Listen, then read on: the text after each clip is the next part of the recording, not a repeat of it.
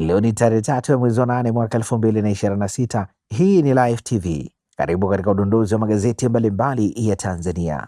Usisahau kusubscribe na kubonyeza alama ya kengele upate taarifa mpya, na moja kwa moja tuanze kwa kulitazama gazeti ya Habari Leo, gwiji la habari Tanzania. Gazeti Habari Leo, habari iliyopewa kipaumbele ni Samia, Afrika iwekeze tiba za kibingwa, ahimiza uhuru wa kiafya kiuchumi. Habari imeandikwa kwenye ukurasa wa pili. Habari picha ikimwonyesha Rais Samia Suluhu Hassan na mjane wa baba wa taifa Mama Maria Nyerere wakipokea zawadi ya picha ya baba wa taifa Mwalimu Julius Nyerere baada ya hafla ya uzinduzi wa hospitali kuu ya rufaa ya Rais Julius Nyerere jijini Luanda, Angola juzi. Mkutano wa kimataifa kuvutia uwekezaji miundombinu da, habari imeandikwa kwenye ukurasa wa 3. Watu 9 wafa ajali ya mabasi Dodoma, habari imeandikwa kwenye ukurasa wa 3. Mwigulu ataka thamani ya fedha za miradi, habari ni katika kurasa za ndani. Viongozi wa upinzani waeleza vipaumbele maridhiano, habari imeandikwa kwenye ukurasa wa pili. Dira 2050 kutoka mipango hadi utekelezaji yaeleza manufaa ya sekta 9 za mageuzi, ya habari kamili ni katika ukurasa wa 4.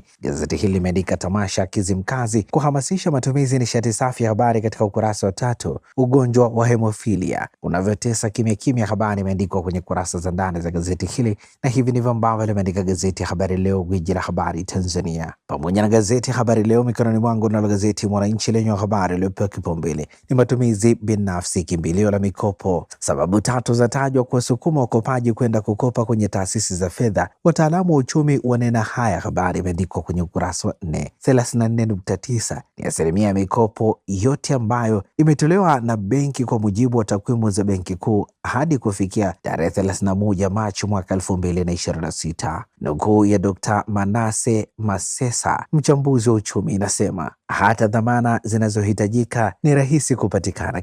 Mshahara, akiba, gari au mdhamini vinaweza kutumika kama uthibitisho wa uwezo wa kulipa, tofauti na mikopo ya biashara inayoweza kuhitaji mali za biashara, hesabu za fedha na tathmini ya uwekezaji. Undani wa taarifa hii ni katika ukurasa wa 4. Gazeti hili limeandika demokrasia wanayoitaka kizazi cha Gen Z, habari imeandikwa kwenye ukurasa wa 2. Licha ya vijana wa Kiafrika kuendelea kuamini kuwa demokrasia ndio mfumo bora wa utawala, wengi wanaamini bara hilo linahitaji mfumo wake. Undani wa taarifa hii ni katika ukurasa wa 2. Usafiri wa mwendo kasi unavyoboresha ustaarabu wa abiria wa Mbagala, habari imeandikwa kwenye ukurasa wa 3. Ajali za basi zakatisha uhai wa watu 14 ndani ya siku 4, habari imeandikwa kwenye ukurasa wa 6 wa gazeti hili. Lakini pia gazeti Mwananchi limeandika Coopbank yajipambanua kwa ukuaji mwaka mmoja, habari katika ukurasa wa 20. Tamasha Kizimkazi kubeba utamaduni wa Zanzibar, habari katika ukurasa wa 22, na hivi ndivyo ambavyo limeandika gazeti Mwananchi. Pata nakala yako, some kwa ndani zaidi.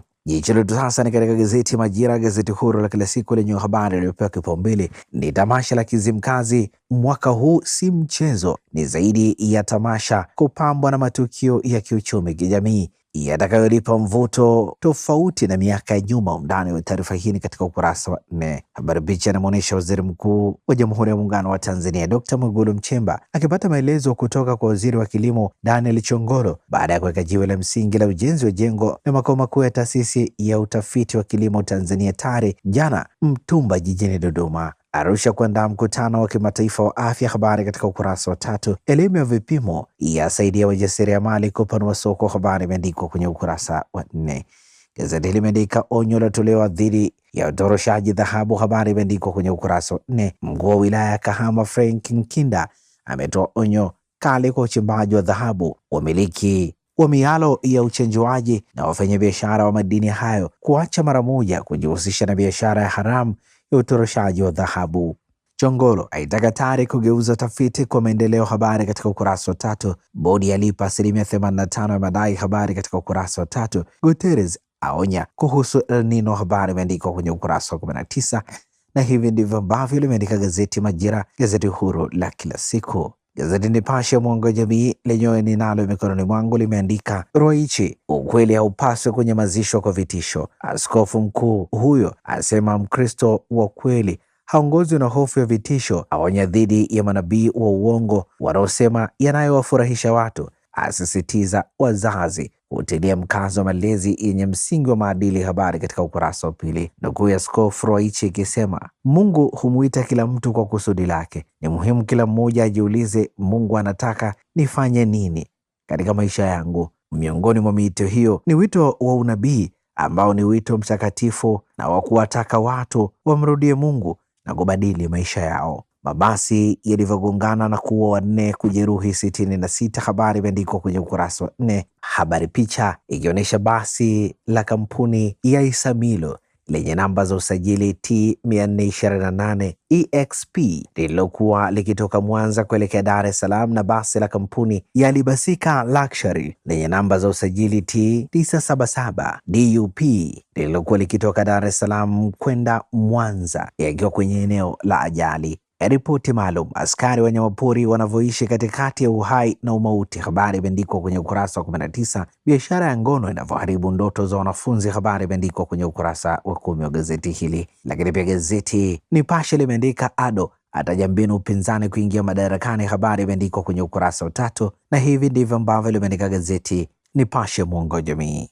Tulitazame sasa gazeti Uhuru kweli daima lenye habari iliyopewa kipaumbele kwenye ukurasa wa mbele wa gazeti hili ni Rais Dr. Samia atoa mbinu Afrika kuepuka utegemezi, ashauri uwekezaji ufanywe katika huduma za afya za kibingwa kupunguza gharama, asema Tanzania na Angola zina nafasi kubwa ya kuimarisha ushirikiano wa huduma za kitabibu. Ndani wa taarifa hii katika ukurasa wa pili.